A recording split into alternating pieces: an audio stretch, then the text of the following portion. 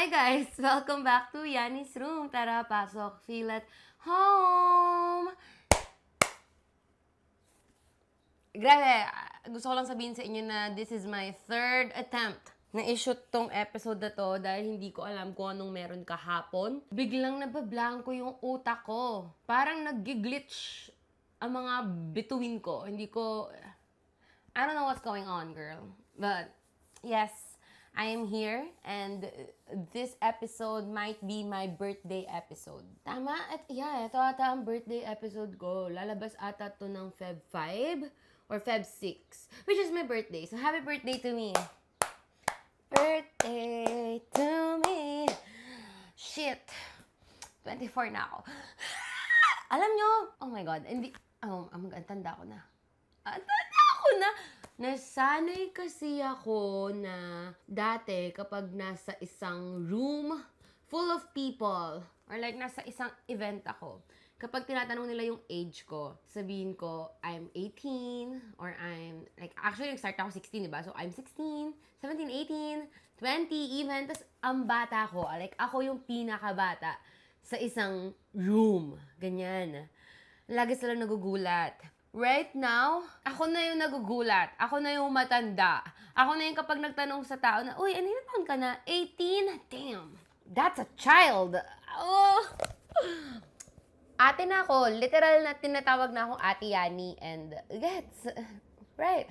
Ang daming hindi makapaniwala na 23 pa lang ako. Well, habang nire-record ko to, 23 pa lang ako. Pag nirelease ko to, hindi ko alam if 23 na ako or 24 na ako. Ang dami hindi makapaniwala na nasa ganun akong age. Akala nila like nasa 28 na ako. Kapag meron bumabati sa akin na tao, tapos tatawagin na ako, Ate Yani, pinapanood ko yung videos mo since bata pa ako. Parang, damn girl, like elementary? Ilan taon ka ba? Tapos sabihin nila yung edad nila, mas matanda sila sa akin. Sabihin ko, mas bata ako sa'yo. Nung pinapanood nyo ako nung bata pa lang kayo, bata pa lang din ako noon. Okay? So, ewan ko, naman ako, no? Grabe naman sa defensive sa kanyang age. Okay. Nung isang araw ko na-realize na, wow, ako na nga yung ate-ate right now. Kasi, di ba may bagong boy group, yung Long Shot? Produce ata sila ni Jay Park. Tapos, pumili ako doon ng bias ko. Kasi sobrang stuck sa utak ko right now yung mga kanta nila. Like, album lang nila yung pinapakinggan ko. Paulit-ulit. Tapos, pumili ako ng bias doon. So, ang bias ko, si Ryul. Ryul? Kung paano mo siya i-pronounce. Tapos, pinost ko siya sa dump ko. Sabi ko, ala, siya yung bias ko kasi mukhang gagaguhin niya ako, ganyan. Tapos, mga oras na yung lumipas. Sabi ko, wait, kung 16 years old pa lang yung pinakabata sa grupong to, ilan taon na si Ryul? Tapos, sinerch ko, and damn, 2006 siya pinanganak. Sabi ko, yeah, medyo mali pala yung sinabi ko. Nasa age na pala ako na ang mga nagde-debut na K-pop idols ay way younger than me. Parang, okay. Ganito pala yung pakiramdam, guys. Feel ko ba sobrang tanda ako na? Hindi ko alam, actually. Feel ko ang bata ko pa. Feel ko ang bata pa pala ng gantong age. Nung 16 ako or 18 ako, kapag hindi ako makapili between 16 and 18, no? Every time binabanggit ko siya, laging 16 or 18. Hindi ko kasi maalala talaga exact age na nag-start ako eh. 2018. So, 16 nga ako nun. Okay. Nung mga 16 years old ako, may nangangati sa utak ko na sabihin 18. Okay, whatever. Nung 18 years old ako, kapag nakakita ako ng mga 23 years old, kung maka-describe ng mga 23 years old, akala mo mga dinosaur sila yun. No? Kapag nakakita ako ng mga 23, feeling ko ang tanda na nila. Ngayon na nandito na ako sa age na to, feel ko ang bata ko pa pala talaga. Ang dami pang pwedeng mangyari. Feel ko isang factor din kasi na marami akong friends na 27, 28, 30, ganyan. So, kapag sila yung kasama ko na feel ko na, wow, ang dami pang pwedeng mangyari. Kasi nakikita ko na ang dami pang nangyayari sa kanila. Na they're figuring shit out. And kapag naaalala ko yung Sex and the City, favorite series ko ang Sex and the City, dating in their 30s, yung premise ng show. Ang dami pang nangyayari sa kanila nung 30 years old na sila. Wala pa ako sa season 1 ng Sex and the City, girl. As in, hindi pa nga naisasulat yung show, andun pa ako. Gets ba? So, feel ko, yes, kapag kasama ko ang mga bagets, like may mga senior high school ako nakikita, na-feel ko na, wow, ang tanda ko na. What do you mean tapos na ako ng college? What do you mean graduate na ako ng college? Tapos na ako mag-school. Unless mag-masters ako, pero wow, tapos na ako mag-school. But at the same time, ang bata ko pa kasi talaga, guys. 24 is young. 23 is young. Ang fun ng gantong age, though, hindi mo ma-figure out ang mga nangyayari sa buhay mo. But at the same time, meron kang freedom. Kasi, well, kumikita ka. Mas free ka na kaysa nung 18 years old ka. Gets? Itong age that I am in, parang wow. Kumbaga, wow. Sinasabi ng universe sa'yo na, oh, ikaw na talagang bahala sa buhay mo. Nakakatakot yun, but at the same time, exciting. Yun lang naman ng thoughts ko about my age right now. At 24, pinakasal na nga ata ang parents ko nung 24 eh. Kasi 27 sila nagkaanak, 3 years after ng kasal nila. So yes, nung 24 sila, nagpakasal na sila. Ako nung 24, nagpa-podcast. Whatever, right? Whatever, girl. Anyway, speaking of birthday, baka kasi hindi ko pa naipagmamalaki enough na isa akong Aquarius. Feeling ko sobrang interesting ng Aquarius as a zodiac sign. Malamang zodiac sign ko yun, so ipagmamalaki ko yun. Feel ko lahat naman tayo, feeling natin, yung mga zodiac sign natin yung pinaka-interesting, pinaka-wow sa lahat ng zodiac signs. So ganun yung na-feel ko towards Aquarius. Okay? Lately kasi, dumami yung friends ko na Aquarius. Sobrang daming Aquarius sa buhay ko. Aquarius women. Walang masyadong Aquarius men in my life.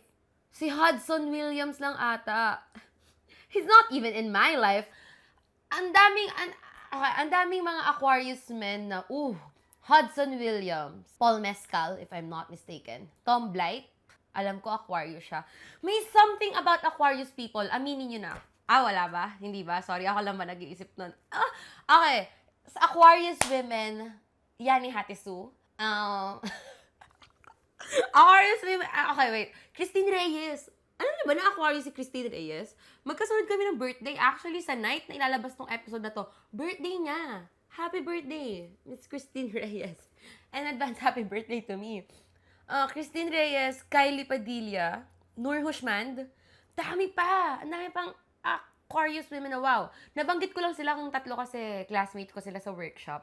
Tapos, nakakatawa kasi, nung nalaman ni Christine Reyes na, Aquarius ka? Sabi niya sa akin Aquarius ka? Hindi ko matanggap na Aquarius ka. Feel ko kasi, yung image ng mga Aquarius ay usually emotionally, hindi aloof. Like, very mysterious lang yung aura. Kalmado lang, ganyan. So, kapag nalalaman ng mga tao na Aquarius ako, actually, si Christine Reyes lang naman. Nung nalaman niya na Aquarius ako, feel ko hindi niya mag-grasp na, wow, may ganito kaingay na Aquarius. Yes. Okay. Yung alam kasi nating zodiac sign, guys, ay sun sign natin. Marami pang factors in our birth chart na nakakaapekto sa kung paano tayo as a person. Let me also disclaim something. Tama ba yung disclaim? Maglalagay lang ako ng disclaimer. Okay? Hindi ako very knowledgeable about sa zodiac sign or sa astrology. I believe in it, yes, pero hindi yung super strictly or super religious about it. Hindi naman.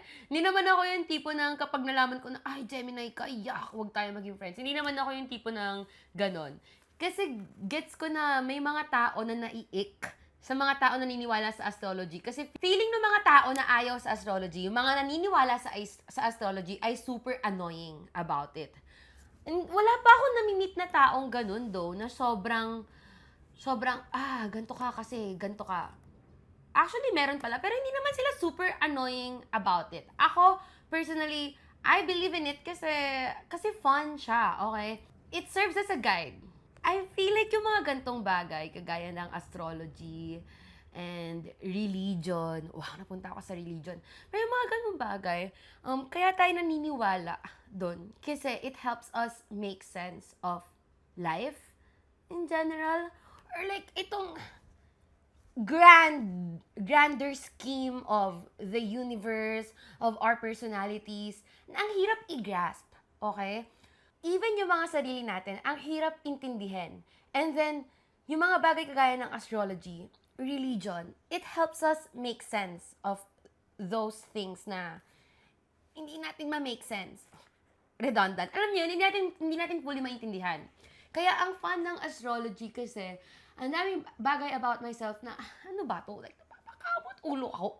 Kamot ulo. Parang, Tapos malalaman mo na, dahil ito yung rising sign mo, ganto yung energy na ine-exude mo, and ito yung description. Pag Aries, ganto, ganyan, chaotic. And then, magigets mo na parang, shucks, oo nga, ganun ako.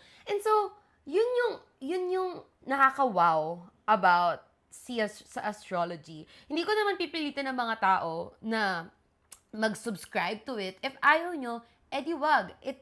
Ako, personally, I find that it helps. Pero, it's important to know na guide lang siya. Hindi mo siya dapat hayaan mag-dictate ng relationships mo and ng life mo in general. And kung paano mo ipe-perceive ang, I guess, other people. Whatever, ako ginagamit ko pang judge yun eh. Pero, sinasabi ko lang, para hindi ako mabash. Joke lang, hindi ko naman ginagamit pang judge. Pero minsan may mga oras na, kunyari may isang person, tapos ano yung ugali niya, ito yung ugali, tapos parang, sasabihin sa akin yung zodiac sign na, okay, gets. Hindi ko alam, guys. It just happens na nag-fit talaga kasi. Like what I was saying, hindi lang sun sign ang meron sa birth chart natin. So, meron tayong moon sign and meron tayong rising sign. I-describe ko lang sa kung ano yung alam ko, okay? So, yung sun sign ko ay Aquarius. Yun yung surface level na alam natin na kapag ganito ka pinanganak, ito ang zodiac sign mo. Sun sign ang tawag doon. Ang moon sign, ito yung nagpe-present ng inner personalities natin, inner spirit, mas how we feel emotions. If tama ako, if mali ako, edi sorry. Basta ang alam ko pag moon sign, mas inner person, something. And then, ang rising sign, yun yung energy na ine-exude mo, ito yung, like, outer, mas kung paano ka na-perceive ng mga tao.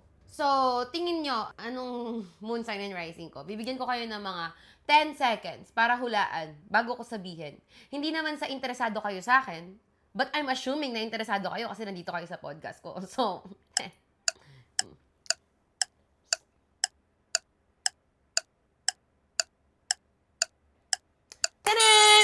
Lock in your answers sa inyong utak. Ako ay Aquarius Sun. I feel like sobrang obvious na Aquarius ako. Hindi ba? Well, hindi nga pala sabi ni Christine Reyes. Aquarius Sun, Sagittarius Moon, and Aries Rising. So, feeling ko, yung part na ganito ako kalaki gumalaw, ganito ako kalaki magsalita, ganito ako ka-chaotic, I feel like mas Aries kasi yun. Yun yung mas Aries na aspect ng birth chart ko. Kasi halos lahat din ng Aries na kakilala ko ay, wow. Ganun din. If I'm not mistaken, si Ian Villa, Venice sa Marahuyo Project, Ian Villa, my friend, sobrang nala ng energy niya, sis. And Aries rising siya. Ang alam ko, si Directonet din ay, si Directonet ata Aries. Aries yung sun niya. So, gets, sobrang strong ng energy ng mga Aries. So, yun yung reason na feel ko, kapag nalaman nyo na Aries rising ako, mas magigets nyo. Natatawa pa rin ako sa hindi ina-expect ni Christine Reyes na Aquarius ako. Kasi, yun nga, usually ang mga Aquarius reserved, mysterious, ganyan. Pero kasi, feel ko sobrang obvious na Aquarius ako sa part na medyo may something. Is it something wrong or something right? Kayo ang mag-decide. Ang masasabi ko kasi sa mga Aquarius, very eccentric, very odd, very unique. Bakit naman very? Pero odd and unique. Yun yung lagi ko nababasa about mga Aquarians. Mga Aquarius. Yun yung lagi ko nababasa about Aquarius. Palaging odd, unique, nag-i-stand out sa fashion, sa mga interests nila. May niche na interest. Ganyan. Kaya nga, every time magbabasa ako nung mga, di ba may mga astrology accounts sa Instagram na parang for fun lang naman, light lang, ganyan. Ang laging nakalagay dun sa Aquarius, conspiracies or like their niche interest na hindi interest ng karamihan ng tao. Feel ko ganun yung mga Aquarius. And sa part na yon, masasabi kong, hindi ba obvious, ang Aquarius ko doon, ewan ko. Ang dami ko rin kakilalang Aquarius na ganun, iba-iba. For me kasi, ang Aquarius ay, meron niyang spectrum. Okay? May mga Aquarius na, yeah. Ano yun? I mean, mas reserve, mas tahimik. And meron akong mga kakilalang Aquarius na sobrang social. I guess like me. Mas social, ganyan. It's either yung mga Aquarius yung nag-o-observe sa corner ng isang room or Aquarius yung nasa gitna ng isang room. Life of the party. Ganun ko nakikita ang mga Aquarius. Ganun ko i-describe ang zodiac sign namin. And honestly, ganun din naman yung perception ng karamihan. Nagpa-submit ako ng mga questions or mga impressions nyo sa mga Aquarius sa IG ko. And today, either i-debunk ko yon or ipuprove ko yon. Parang true or false, Aquarius edition. Ganyan. Okay. Simulan na natin. Bakit ako merong millennial post? Ay, sorry. No offense sa mga millennial. Okay. Okay, number one na perception ng mga tao sa Aquarius ay avoidant. Sorry, nakita yung mukha ko na parang, alam nyo kung ano ang personal vendetta ko against avoidant. Hindi ako against sa mga taong avoidant. Alam nyo na ayoko lang na lagi siya nagagamit na description. Pero baka kasi totoo talaga. Baka kasi avoidant talaga ang mga Aquarius. Actually, kapag nagbabasa ako ng mga, parang ito talaga yung textbook description sa mga Aquarius. Avoidant, emotionally detached, aloof, ganyan. Kaya nga nagugulat yung mga tao kapag nalalaman na ng Aquarius ako. Feeling ko kasi false siya. Actually, ang mga Aquarius, guys, ang Aquarius ang humanitarians ng zodiac sign. Oh, humanitarians, hindi, basically, para sa mga Aquarius, sobrang importante na meron silang nagagawang change for the greater good. Wait, hear me out. I'm onto something. For the greater good. Palaging merong feeling na, shocks, meron akong dapat gawin para baguhin yung mundong kinagagalawan ko. Lagi may ganong sense na dapat magbelong ako sa isang community, dapat magawa ko to para makaambag ako sa structural change. Palaging yung purpose ay greater than them as an individual. Ganyan na mga Aquarius. Kaya yung kapag ganun ka, sobrang laki ng feelings mo. Okay? Sobrang lala nung empathy. Most, if not all, most of the Aquarius people that I know, malaki sila makaramdam ng emosyon. Hindi lang malaki, malalim. And I'd say ganun din ako. Actually, sinubmit to ni Philip na ang mga Aquarius na kilala niya, I think, ay empath. Yun yung sinubmit niya dun sa IG questions. And I'd say yes. Kasi nga, parang sa kaibuturan ng pagkatao, laging, meron akong kailangan baguhin sa mundong ginagalawan ko kasi may mali. Pag nakikita ko may mali, kailangan maki-involve ako doon to change it. Ganun yung feeling. So, ang laki ng emotions. So, hindi ako agree sa part na emotionally detached ang mga Aquarius. However, ang isang Aquarius person, I think, actually ang isang person, if hindi niya fully ma-process or ma-accept yung ganun kalaking feelings na bakit gato ako makaramdam, hindi niya alam kung anong dapat niyang gawin with it. And so, instead of actually doing something about it or embracing those emotions, ang nangyayari is nire-repress nila. So, feeling ko, yung mga Aquarius na emotionally aloof or like detached ay hindi pa lang nila talaga natatap yung full potential ng emotions nila. Hindi nila alam what to do with it because they're scared na, oh my God, bakit ganito siya kalaki? Bakit ganito? Bakit ganito yung impact sa akin ng emotions ko? Okay, guys, kapag nakamit kayo ng isang Aquarius na fully progressed, tama ba yung term? Tama ba yung grammar? Like, alam niyo yung Aquarius na fully na-embrace who they are. Like, so, nag-coming to terms na sila with who they are as a person and how they feel. Sobrang crazy nila. As in, ang crazy nila ha, sinasabi ko kasi feeling ko hindi pa ako fully processed.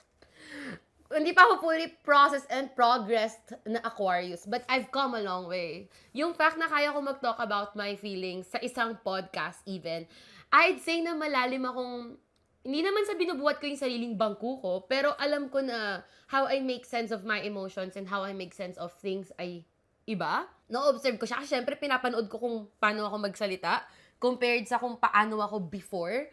So, iba ang mga Aquarius na fully okay sa kung gaano sila kalaki makaramdam. And, alam ko na iba rin yung mga Aquarius na grabe mag-kim-kim. Kasi hindi nila ina-accept na ganun sila. At kaya nasasabihan silang emotionally detached and avoidant. They just really don't know what to do with those emotions. Or, pwede rin kasi may childhood trauma sila na hindi ko alam. Okay? Ibang ano na yon, ibang aspect na yon. In-explain ko lang siya sa perspective ng, sa zodiac signs. Okay? Gets natin yun. Establish ko lang yun. So, yun! Feeling ko, hindi talaga ako naniniwala rin dun sa emotionally detached na Aquarius. Lahat ng Aquarius na kakilala ko, empath. I agree ako kay Philip. Ibang malalim talaga. Taray ng malalim. Iba magsalita. Pero sa mga taong nakaranas ng damage mula sa isang Aquarius na emotionally repressed, I'm sorry. I've heard many horror stories about sa mga Aquarius na ganun. Lagi talagang yung hindi talaga nakikipag-usap about their feelings. Alam nyo, actually, feeling ko nga mas emotionally repressed ang mga Capricorn. Hindi ba? Parang nang kakilala ko ang Capricorn ay, kumbaga mas mataas yung walls nila. Doon ko mas na-associate yung matataas na walls rather than sa mga Aquarius. Ganyan. If anything, yung mga Aquarius na kakilala ko, at least, they are very open to talk about their feelings. Marami din akong kakilalang Aquarius na iyakin. Including me. Kasi nga, grabe, sobrang empath. Ikaw na, kayo na. Kami na ang empath. Yun lang, yun yung explanation ko about it. So, medyo true na false. Para sa mga Aquarius na ganito, kung damage lang talaga yan ng childhood mo, okay. But if feel mo rin talaga ganito ka, maybe it's time to embrace your emotions. Maybe it's time to accept na ganito ka ginawa ng universe at ni Lord. At ang purpose mo sa buhay mo ay hindi lang limited sa'yo as an individual. Sorry. Alam niyo ba, okay, dadagdagan ko lang yon, yung nababasa ko. Guys, baka mali-mali yung sinasabi ko. Ito lang yung mga nababasa ko about it eh. About sa mga Aquarius. Kasi syempre, zodiac sign ko lang lagi yung binabasa ko. So, whatever. Sa mga Aquarius, ngayon daw, we are entering the age of Aquarius. Am I correct? Or not? I'm not sure. And yung age of Aquarius daw ay maraming mangyayaring structural or societal change. Kasi, ganun talaga yung ina-associate with the sign, with Aquarius na innovation, revolution, malalaking words, I know, sorry. Pero ganun talaga. Very, wait, tama bang gamitin ng word na aktivismo? Parang ganun. Palagi may gustong baguhin at palagi may gustong tibagin. Speaking of that, connected kasi sa topic na yon, ang mga Aquarius daw ay masyadong independent. Really? Ako, Masyadong independent. I'd say, bakit? I feel like true yun. Kaya ako binanggit yun kasi connected siya sa nabasa ko na para sa mga Aquarius, sobrang importante ng freedom. And that's why, kapag may nakikitang mali, gustong baguhin sa mas malaking lipunan or mundong ginagalawan nila. Kasi sobrang importante ng freedom para sa mga Aquarius. And so, sa mas personal na level, ibababa ko lang kasi ang laki nung tinatalk about ko. Parang, damn, society ka na sis. Okay, sa mas personal na level, masyadong independent ang mga Aquarius. Ganun nagma-manifest yung desire to be free. Pagiging independent. Kina-counter-check ko sa lahat ng Aquarius na kakilala ko para naman kahit paano hindi ako biased. I'd say yes, kasi sobrang importante talaga sa mga Aquarius na meron sariling space and hindi nasisira yung space na yon for ourselves. Feel ko, ako personally, hindi rin nakakatulong, hindi naman sa hindi nakakatulong, idadagdag ko na Sagittarius moon din kasi ako. So, sobrang important, kung importante sa akin ng freedom, mas doblehin mo yun. Kasi ang mga Sagittarius ay free-spirited. If tama ako ng pagkakaalala. Kaya nga lagi sinasabi sa mga Aquarius, sa mga Sagittarius, hindi marunong mag-commit. So, isipin niyo, yun yung moon sign ko, tapos sun sign ko. So, untog ko na lang talaga yung sarili ko sa pader. Pero yes, I feel like totoo. I feel like totoo na masyadong independent ang mga Aquarius. Maybe like, too much for our own good. Ganun ba? Ayaw nyo ba na independent kami? Kasi honestly, parang hindi naman yun masama. Feel ko, just like any other person, nagiging bad lang yun kapag nahihirapan na maging dependent sa mga tao around them. Sa loved ones nila who are willing to help. Siguro mahirap yung ganito kapag sa isang relationship. Connected din yun dun sa perception na emotionally detached, no? Kasi masyado nga silang independent, hindi nila kaya mag-rely sa partner nila. Mahirap kasi yun, kapag hindi mo kaya mag-independent, you're not letting people help you, you're not letting people show you na, okay, hey, mahal kita, let me in sa mundo mo and hayaan mo ako maki-involve sa mga bagay-bagay sa buhay mo. Right. Yes. Bakit ganun? Right. Yes. Maybe that's bad. Kasi yung word na masyado, ang connotation nun ay too much. Right? Ito yung sinubmit mismo sa questions ko sa IG. Masyadong independent. Pero kasi anong dapat namin gawin about it?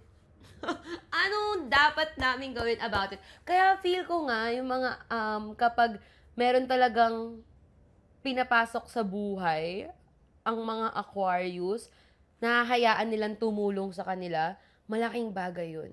Hindi ako makarelate, honestly. Independent kasi akong tao. Okay, independent ako, yes, dahil sanay ako to do shit for myself. Hindi ba? Ano ba yan? In-expound ko lang yung word na independent. Pero kasi hindi rin ako hirap na maging dependent on people. Hindi ba? Wait, kausapin ko lang yung sarili ko. Actually, baka yes. Baka hirap pala ako. Hindi kasi ako nahihirapan sa friends ko. I let my friends help me. Kapag may problema ako, kaya ako mag-open sa kanila. However, sa partner. Right. Kapag nasa isang relationship ako, hindi naman sa hirap ako maging dependent sa partner ko. Actually, nakakaya ko naman. Ipaalam kapag kailangan ko ng tulong. Nafe-feel ko na nag-hold back ako kasi ayoko na maging too dependent sila on me. Okay? Sa isip ko kasi may mga bagay na kaya ko namang gawin for myself. So, hindi ko na ihihingi ng tulong sa partner ko. Hindi ko na i-share even. And so, ayoko na yung partner ko i-expect din yung sobrang laking alalay from me. Right. Baka nga yun. Pero kapag nasa relationship ako, guys, grabe, kapag naging dependent na sa akin yung partner ko, natatakot ako, right? Yes.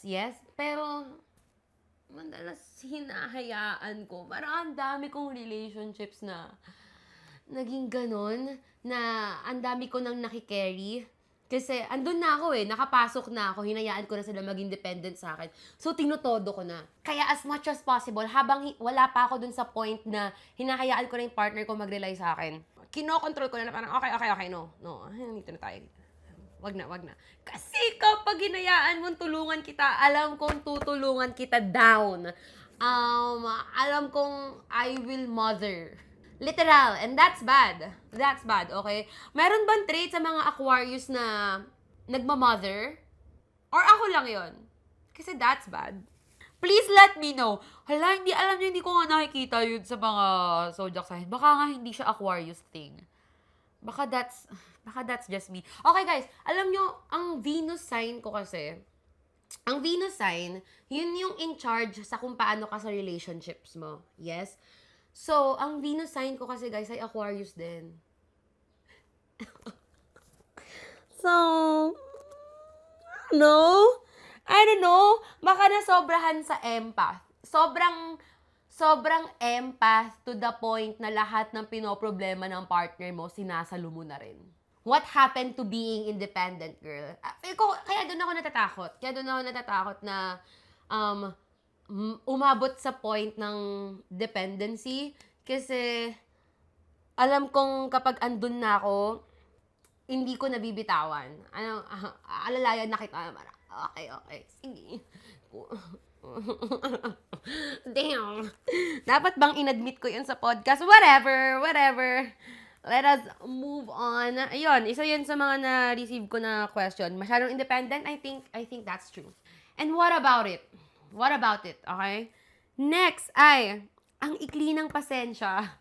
Rage bait. Sinabi sa akin ito ni Lyndon kahapon kasi magkasama kami ni Lyndon. Sabi niya, alam mo sis, kayo mga Aquarius, sobrang rage bait. Ang dali daw galitin. Maybe that's true. Ako kasi feeling ko pikon lang talaga ako as a person. Ayoko talaga nang gina-joke ako na damaging to myself. Pero nasasanay na ako ngayon kasi nga laging ganun sila Kim.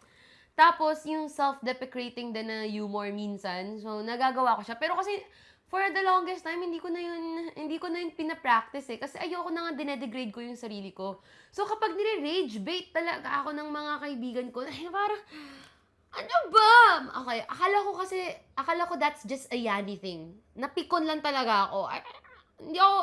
Hindi nakakatuwa yung joke mo, okay? Pero apparently, marami pala mga Aquarius na ganito. Ang dami nag-submit na maikli ang pasensya ng mga Aquarius, madaling i-rage bait, ganyan. Sabi ni Lindol, lahat daw ng mga kilala niyang Aquarius, ang tatabil ng dila. Actually, ako daw yung pinakakalmadong Aquarius na kilala niya. What I'm gonna say is, actually, kasi sa lahat ng Aquarius na kakilala ko, medyo kalmado naman yung mga Aquarius na kakilala ko. But then again, Aquarius women kasi ang marami sa buhay ko. Yes, meron ako mga Aquarius na kakilala na sobrang strong talaga ng personality and like, kuda talaga kapag binengga mo ako, bebenggahin kita. Ganun yung mga Aquarius. I think may nag-submit din ng Aquarius ay blunt, na kapag meron silang sinabi, hindi ka masakit pero hindi ka magagalit kasi totoo. Yun yung sabi sinubmit sa IG questions ko. Meron mga Aquarius na ganun. At the same time guys, marami rin kasi akong kakilalang Aquarius, including me, na parang rug. Medyo pushover. Baka kasi people-pleasing tendencies na. Hindi, marami rin akong kakilalang Aquarius na soft. Like, hindi naman sa hindi nakakapalag. Medyo. I'm trying to learn. Paano ipagtanggol yung sarili ko. Okay? Pero alam niyo yung kapag merong away or something that offends them, hindi na nila lalabanan ng apoy. Like, they won't fight fire with fire. Ganon. Meron ako mga Aquarius na kilalang ganon. Masyadong soft. Feeling ko nandun ako sa area na yun. Kasi meron din ako mga kilalang Aquarius na ang strong din talaga na didiretsuhin ka. Either way, ang common ground ay rage bait. Maikli ang pasensya. Kapag kasi nandito ka sa side ng mga Aquarius na super soft, you tend to let things go to the point na like 3 months na nag-i-stay sa'yo yung galit, yung inis kasi hindi mo na-confront yung tao. Yan. Ganyan. Madaling ma-rage bait pero hindi alam kung paano ilalabas yung rage na yon. Merong grupo ng mga Aquarius na madaling ma-rage bait at ipapakita sa'yo ang consequences ng pang-rage bait mo. I think yes. Ano to? Parang books. I think yun yung mas accurate na, I think yun yung accurate na description. So yes, maybe true. Possibly true? True. Actually, 100% true na natin. True na madaling i-rage bait ang mga Aquarius. Kasi naman, huwag kayong mambwisit, huwag kayong tatanga-tanga sa paligid namin. Hala, sobrang sama. Oh, sorry. Okay, moving on. Next ay, ito nabanggit ko kanina, quirky and unique. Sabi nyo rin sa IG, yung mga Aquarius, madali nyo sila mapapansin kasi parang lagi may something na nag-i-stand out sa kanila. Eccentric yung fashion, ang niche nung interest. For example, hindi mo i-expect na may taong ganun yung interest. Ano kayang niche na interest na may isip ko? Wala akong maisip. Bakit ganun? Basta, laging quirky. Laging quirky and unique. Agree ako dito. Karamihan, lahat ng kakilala kong Aquarius ay ganto. Bukod sa quirky and unique, actually, creative. Sinubmit nyo rin to. Nakaka-add kasi yun eh. Yung pag quirky and unique ka, usually na-channel mo siya sa creative areas. So, madami akong kakilalang Aquarius na crafty or nasa creative industry. Marami ba? Actually, yung dalawa palang kakilala ko Aquarius, wala pala sila sa creative industry. Pero, the rest ng kakilala ko Aquarius, one way or another, may something creative na ginagawa. Nag-a-act, nagsusulat, kumakanta, laging creative. Ito feel ko kasi, dahil din yun sa, ang mga Aquarius ay visionary. Pag visionary ka, you have the vision. Malamang, visionary. You have so many ideas, sobrang dami mong concepts, and it's inevitable na maging creative kasi kailangan mo yun ilabas. Ako agree, true na creative ang mga Aquarius, true na visionary ang mga Aquarius, and true na quirky and unique. Laging niche talaga, kailangan laging naiiba. Isang example ko siguro dito, sobrang Aquarius kasi ni Hudson Williams. Sobrang unhinged ni Hudson Williams, right? May something din sa kanya. Tapos, passionate siya about films. Alam ko, film student si Hudson Williams eh. Kung paano siya mag-talk about, films, parang, that's a cinephile, girl. And, yun. Feel ko ang inevitable for Aquarius people na mag-lean into art. So yes, true. True na creative, visionary, unique, quirky, fun ang mga Aquarius. Ano pa? Sobrang galing namin, right? Whatever. Nagsasabi ko. Speaking of quirky and unique, meron nag-submit ng smart. May some weird trait that makes them... Ay, same lang din pala. Yun! May nag-submit nga rin sa IG, ang sabi, smart. Merong weird trait that makes them unique. Iniisip ko, ano ang weird trait ko? Bono, para bang nahihirapan pa ako mag-isip. Feeling ko, alam ko naman kung ano yung weird trait ko. Hindi ko weird trait to sobrang lakas talaga ng boses ko. As in, ang speaking voice ko ay sigaw na ng iba. Tapos, alam kong iba ako mag-isip. Minsan, nagugulat din ako sa mga lumalabas sa bibig ko. Actually. Napansin ko rin yun kay Hudson Williams. Like, that is an Aquarius person. May nabasa ako sa internet na yung mga Aquarius people daw, they thrive on shock value. Gustong-gusto nila na sinusurpresa nila yung mga tao sa magiging actions at magiging words na lalabas sa bibig nila. And honestly, yes. I feel like, ganun din ako.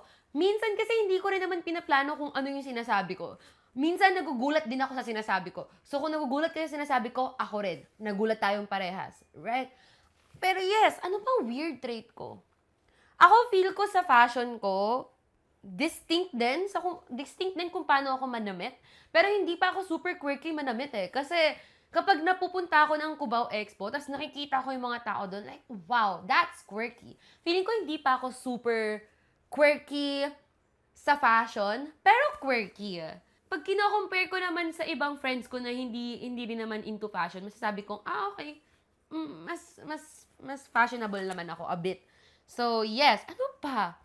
Ano pang unique traits ko that makes me weird? Okay. Actually, pwede ba kayo mag-comment? Ano sa tingin nyo yung mga traits ko na, guys, pagbigyan nyo ako, birthday ko, let me make this about myself. Okay? Ano sa tingin nyo yung mga traits ko na pasabi kayong, Aquarius to si Yani? Sa curious ako. Feel ko kasi super, super obvious talaga kahit hindi ko sabihin. Next, guys, ay ito. Dahil nabanggit ko si Hudson Williams. Aquarius women versus Aquarius men. Hindi to trait. Hindi to true or false. Pero, may iba daw kasi sa mga Aquarius women and Aquarius men. May nag-submit sa IG, sabi niya, Aquarius women, wow. Aquarius men, I heard so many stories about Aquarius men. Sabi ng mga tao, ang Aquarius men daw ay nightmare. As in, wala kasi talaga akong kilalang Aquarius men, sila Hudson Williams lang. Ang masasabi ko, sobrang attractive to me ng Aquarius men. Pero naiisip ko na-visualize ko na for men kasi, alam ko na mas hirap silang maging, vulnerable with their emotions. Tapos, sobrang laki ng emotions na nafe-feel ng mga Aquarius. So, yung combination nun ay, what? Ano yan? Tae. I will not date this person. Basically, feeling ko, at one point in my life, napasabi ako na hindi ako mag-date ng isang Aquarius man. Kasi I can't imagine. Feeling ko yung gantong traits ng Aquarius, mas nag-fit siya to women. Talaga. Wala akong masasabi sa Aquarius women in my life. And I'm sure wala kayong masasabi sa Aquarius women sa buhay nyo. Aquarius men, however, hindi ko ma-imagine kung anong thought process nila. Feeling ko yan talaga yung reason kung bakit maraming nababash na Aquarius. Meron din palang isang sinubmit sa IG na sabi niya, si Yvette actually nag-submit. Feeling ko hindi Aquarius man to pero sabi niya, isa sa mga issue niya sa mga Aquarius ay lumalande kahit hindi pa pala fully moved on sa ex. As in, hindi pa sila fully over their previous relationship tapos lumalande. Ako, I'd say gets ko yun. Feel ko that is a tendency na meron ang mga Aquarius. Maybe hindi lang sa Aquarius men. Aquarius people in general. While I explained na ang mga Aquarius ay empath, diba? They have this big emotions.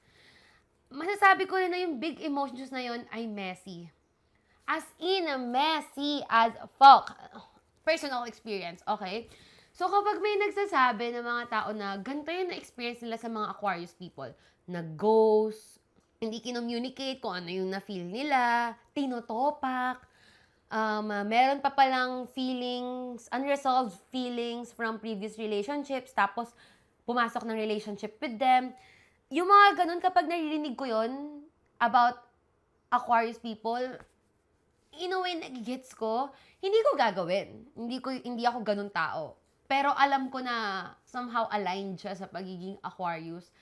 Kasi nga sobrang messy ng emotions. Tapos, ang nangyayari, instead of i-sort out muna yung emotions na yun, nagmo-move ka na lang talaga through the next phases of your life, through the next relationships.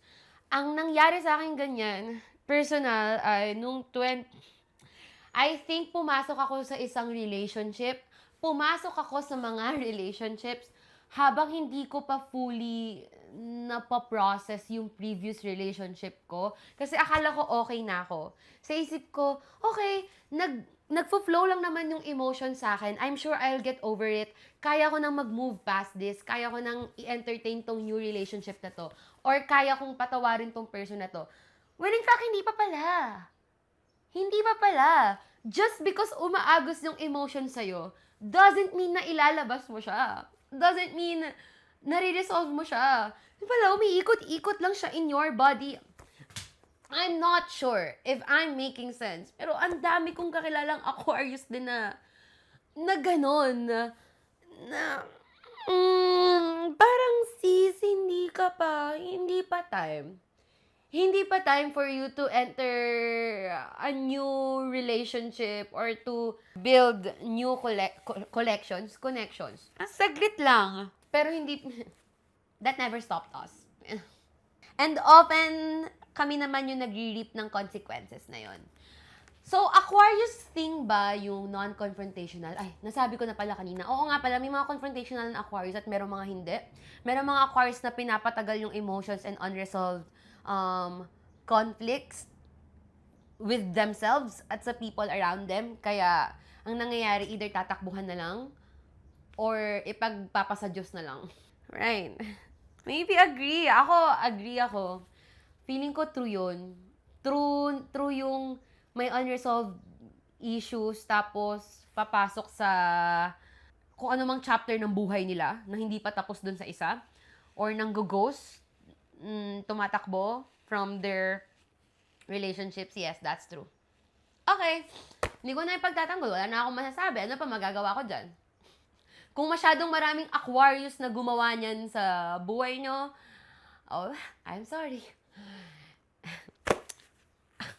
Ay, alam nyo, meron din daw difference ang February and January Aquarius.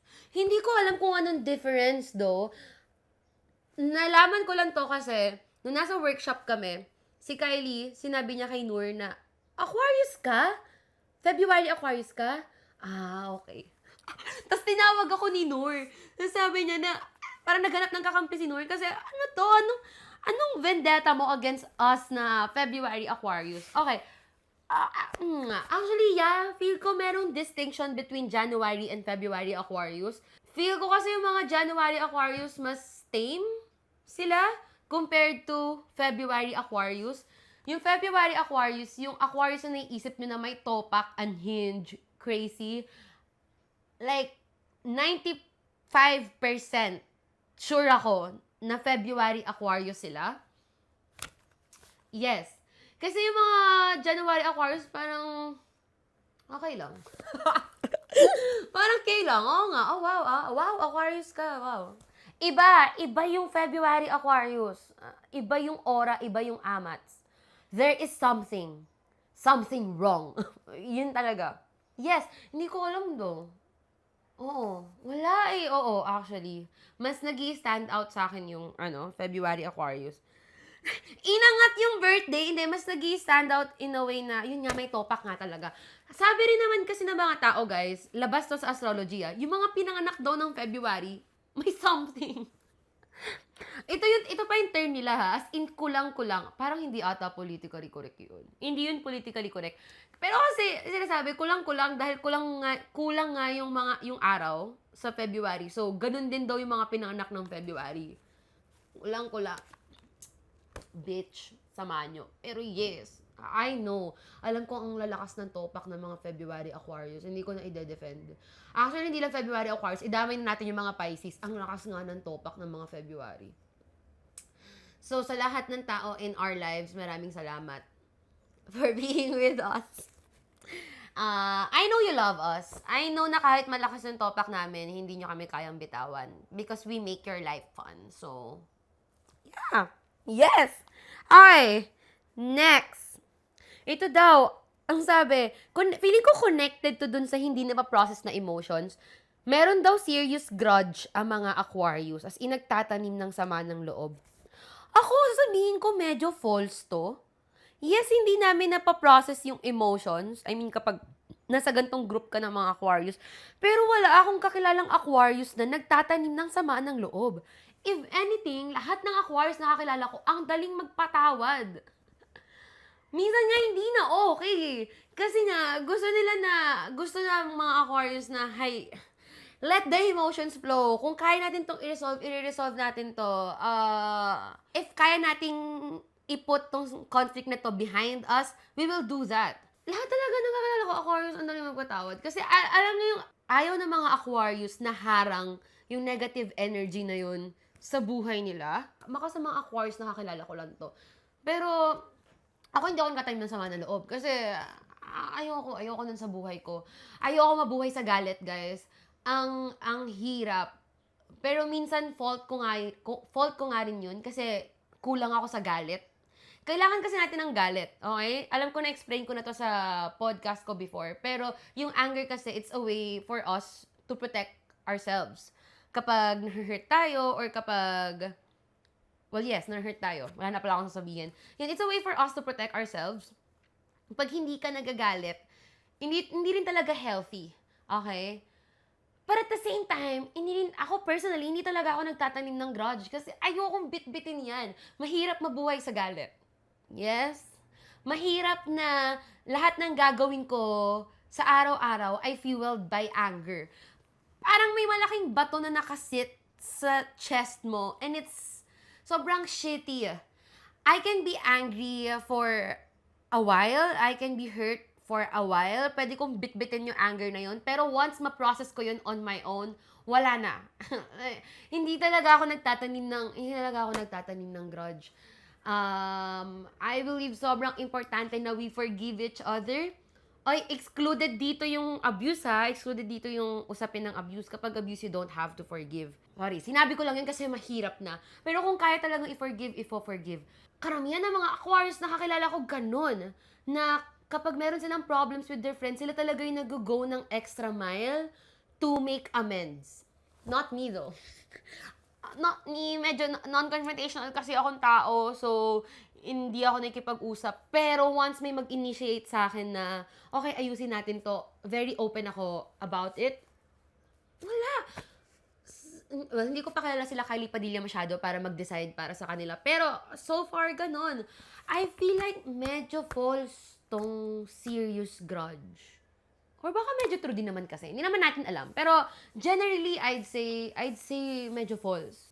Correct me na lang if I'm wrong. Or whatever. Ako, personal opinion ko lang naman to, okay? Okay. Sorry, bakit ba talaga hirap na hirap ako? Ang daming nagpa-pop up na thoughts sa utak ko right now. Kaya hindi sobrang linear kung paano ako dumaldal. And for that, I'm sorry. Sana hindi kayo nawa-warshock. Next ay, ito. Okay, connected. Batak na haters ang mga Aquarius. Yes. I actually agree. True. Okay, ano yung difference dun sa nag-hold ng grudge? Okay. Parang ang seryoso kasi nung grudge. Yung grudge kasi, sorry kung kinakamot ko yung ilong ko kasi ang kati niya talaga.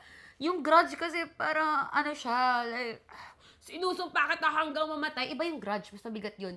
Yung batak na haters, as in bashers lang talaga. Yes? Matabil lang talaga ang dila. Sobrang judgmental, mapanlait. Yes? Ako, sabihin ko true.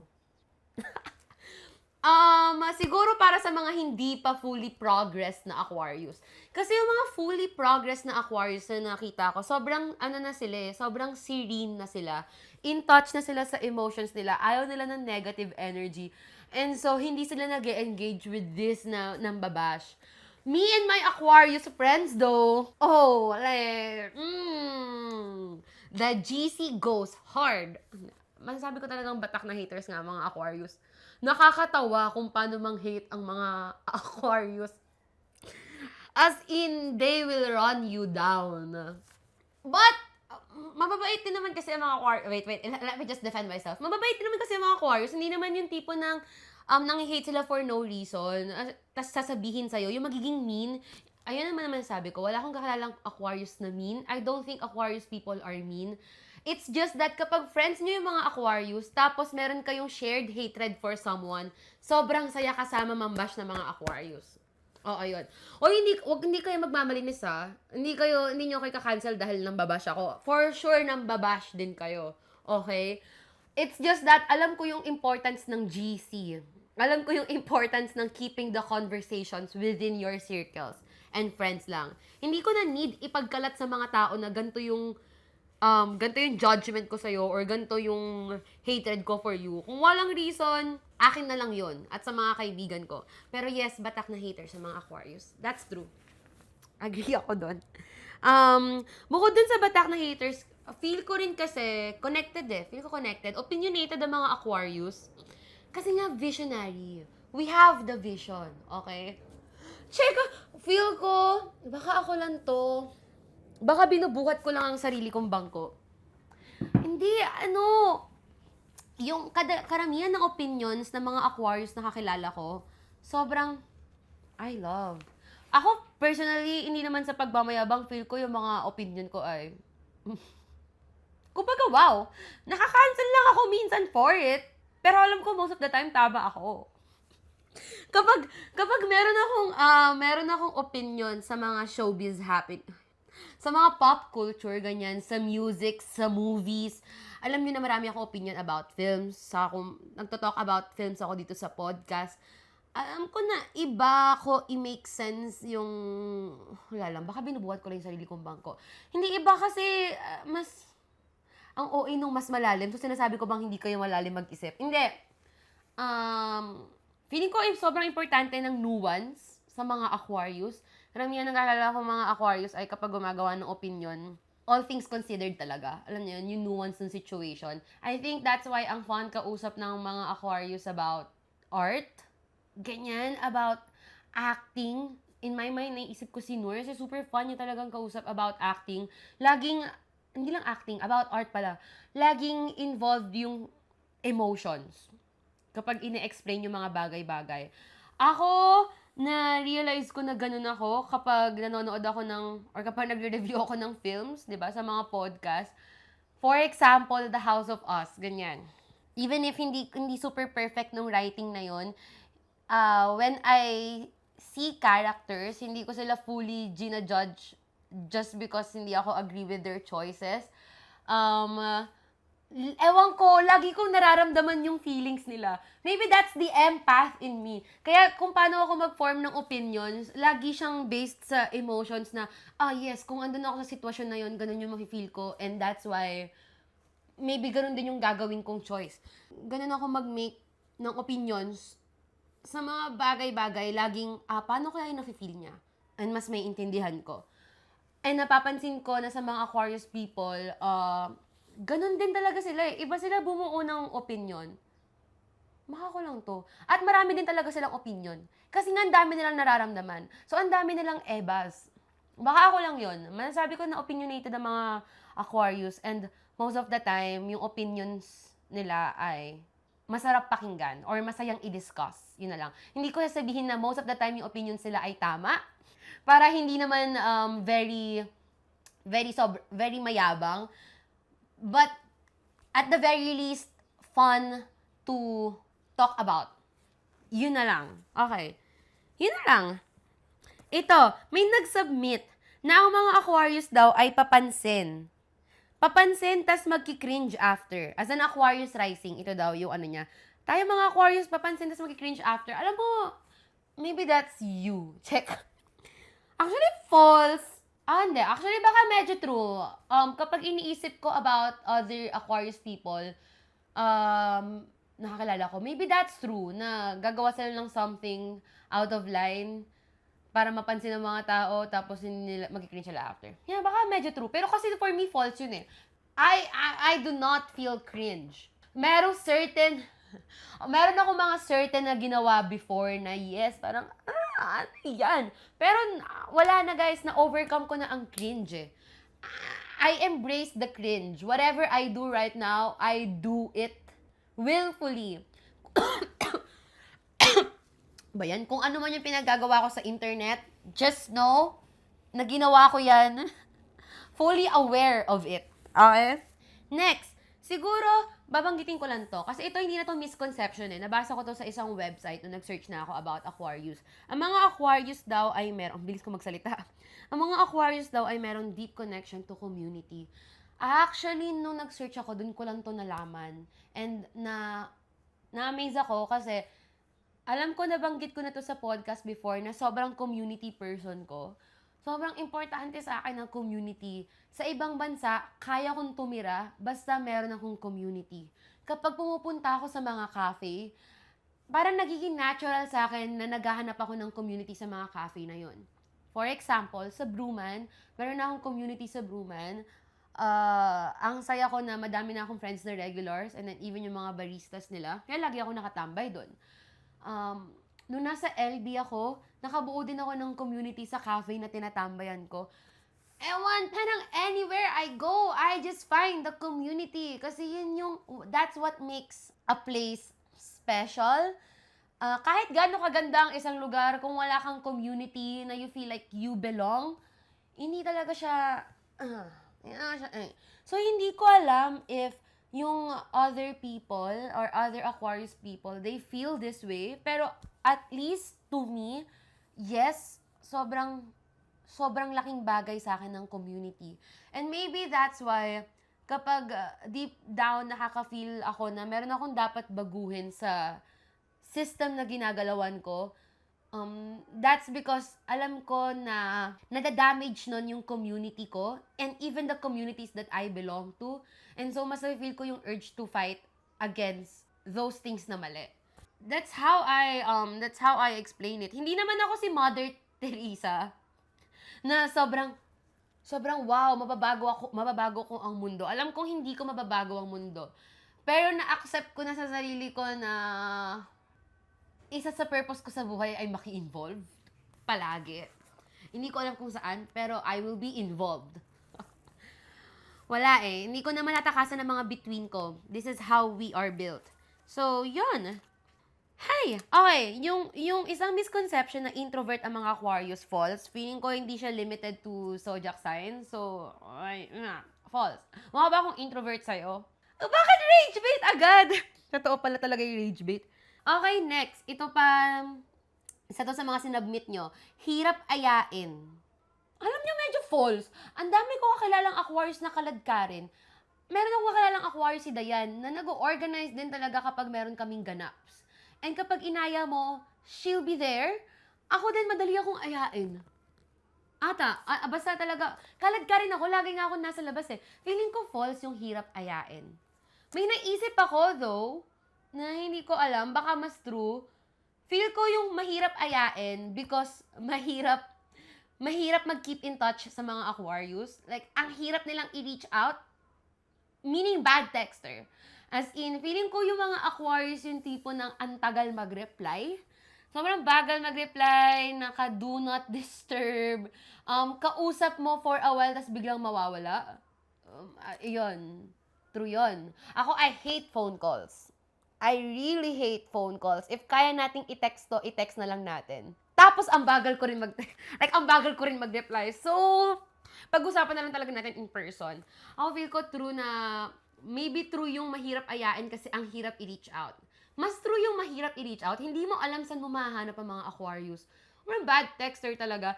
Kasi naman, ayoko mag-spend ng time sa phone ko na.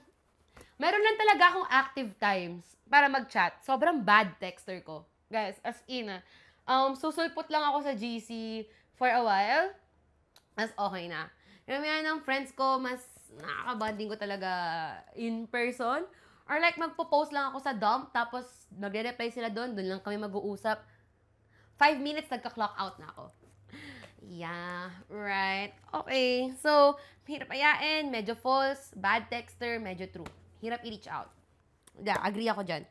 Okay, ito, na-search ko na to, na hindi ko alam, hindi na to misconception na sinubmit nyo. Na-search ko sa website na ang mga Aquarius daw ay stubborn, hard-headed.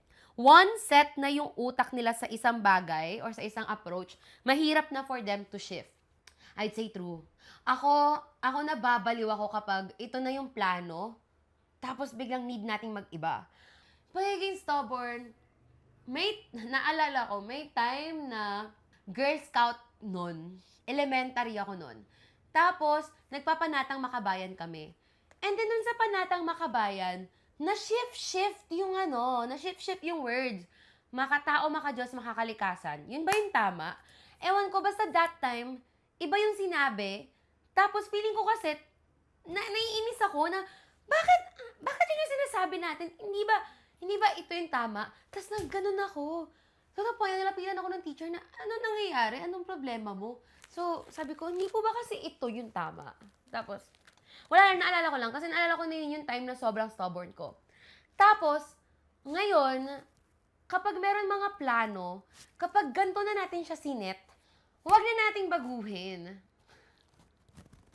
Actually, parang hindi na pala ako ganun ngayon. Actually, mas ano pala ako ngayon, mas hindi pala ako nakakapagplano ngayon. Pero, in general, basta kapag na-set natin na ganito yung gagawin, naalala ko kasi pag nagka-travel ako eh. Pag nagka-travel ako kasi mas careless ako sa time. So, hindi ako ganito. Pero sa work na lang yan. Sa aspects of work, sa aspects of bakit ganito mag-pronounce sa aspects? Sa aspect ng work na lang, kapag sinabi na ganito dapat, gusto ko na yun yung ifa-follow. Kasi nababaliw ako, like, hindi nakakapag-adjust yung utak at katawan ko. Okay? Isa pang example, kunyari, sa isang araw, meron akong, wait, parang hindi na to Aquarius aspect. Baka parang ADHD. Sorry, hindi ko alam. Itutuloy ko ba yung description? I-describe ko na lang, okay? May mga time na, kunyari sa isang araw, may sinet ako na gala at 3 p.m. Yung time before 3 p.m., hindi ko alam kung anong gagawin. Kasi nakaset na lang yung utak ko na ang gagawin ko lang sa araw na yun ay yung gala. Sorry, parang hindi ata Aquarius aspect yun. That's ADHD, girl. I don't know. Or actually, baka hindi ADHD. Sorry, ayoko mag-self-diagnose. Oo, okay. Whatever. Never mind. Actually, yun lang. Yung mga naipon kong traits na de-debunk or whatever. Pwede natin pag-usapan next ay yung compatibility ng mga Aquarius. Quick lang to. Hindi ko talaga alam saan compatible ang mga Aquarius. Pero I find myself always gravitating towards Libra.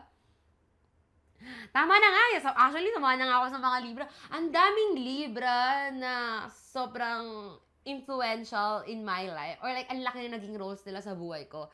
Out of my three past relationships, 2 doon Libra.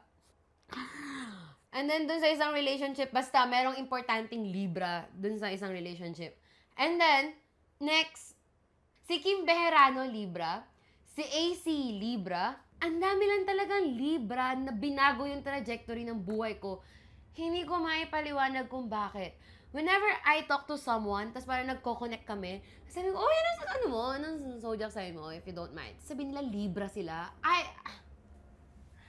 As in, parang, bakit? Hindi ko alam, hindi ko na sinasadya, guys. I-give ko naman kasi, ang attractive ng mga Libra. May something about their energies na, wow.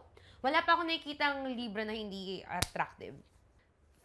Face-wise, aura-wise, may something about them na namamagnet ako. And, na-search ko na ang dami ring, like, ganun talaga yung Aquarius and Libra. May something about those two signs na they magnet each other. Unfortunately. Next na ang compatibility ng Aquarius ay Leo.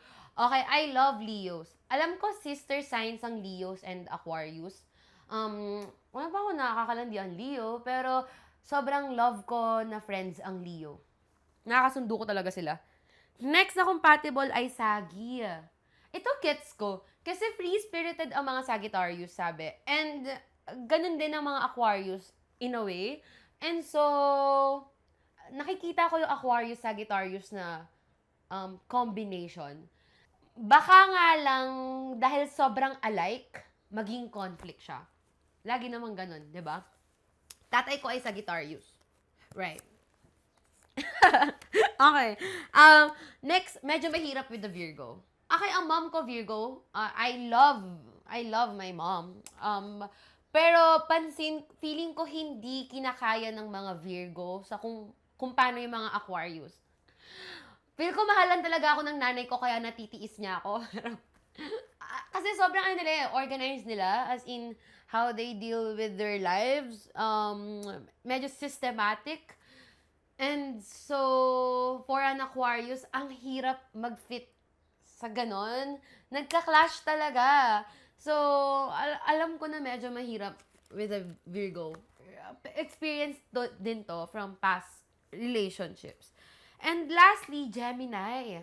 Gemini. A lot of people hate Geminis, right? Laging common na perception sa Gemini ay two-faced bitch. Ang sama ng two-faced bitch. Grabe yung pagkakasabi ko. And that, to some extent, I agree. To some extent, naaano ako sa mga Gemini. Ang description ko kasi sa mga Gemini ay sobrang, lahat ng tao may attitude. Yes? Sa mga Gemini, sobrang nag-shine yung attitude na yon. Sobrang pansinin nung attitude na yon. And madalas nakakabwisit. However, for me, ang dami kong friends na Gemini. Or like, ang daming people around me na may hate sa certain Gemini. Pero friends ako with that Gemini kasi nagkakasundo kami. I love them. Okay, I love them. Air signs ang Gemini, Aquarius, and Libra. So, baka tayo tatlo lang din talaga nagkakaintindihan. Gets ko. So, yun yung thoughts ko about Aquarius in general. Either na ipagtanggol ko yung zodiac sign namin sa inyo or mas lalo lang kayong nabwisit sa amin. Hindi ko alam. If meron kayong partners na Aquarius na sobrang okay, congrats. If meron kayong mga past relationships na mga Aquarius na na-damage kayo, I'm sorry, girl. Sana hindi kayo ma-discourage na mag-try ng isa pang Aquarius. Kasi it's fun. I know iba magmahal ng mga Aquarius. Lagi naman, feeling ko lahat naman ng zodiac sign, yun din yung iniisip. Iba kami magmahal. Pero, alam ko iba lang talaga yung vibe namin. As in, will change the trajectory of your life. Pangalawang beses ko nang sinabi yung sentence na yon. Either for the good or for the worse. Hindi natin alam. At least fun. Feeling ko, lahat ng tao kailangan magkaroon ng encounters sa isang Aquarius sa buhay nila. Okay, now na nag-end na to, gusto ko lang i-clarify ulit, hindi to super serious hindi ko sinasabi na Aquarius to, kaya ganito kami. Hindi nyo kailangan damdamin. This is just fun talk, and explain ko lang na, alam nyo na yan. Huwag nyo masyadong seryosohin. Thoughts lang to, okay? So, ang question ko for this episode ay, ano ang tingin nyo sa mga Aquarius? I-tag nyo kami sa mga answers nyo or sa reactions nyo to this episode sa aming socials at Kwarto ni Yani on TikTok and Instagram. Mag-subscribe na rin kayo dito sa ating channels. Dito sa YouTube, Yani Hatisubu. Itong YouTube channel na to.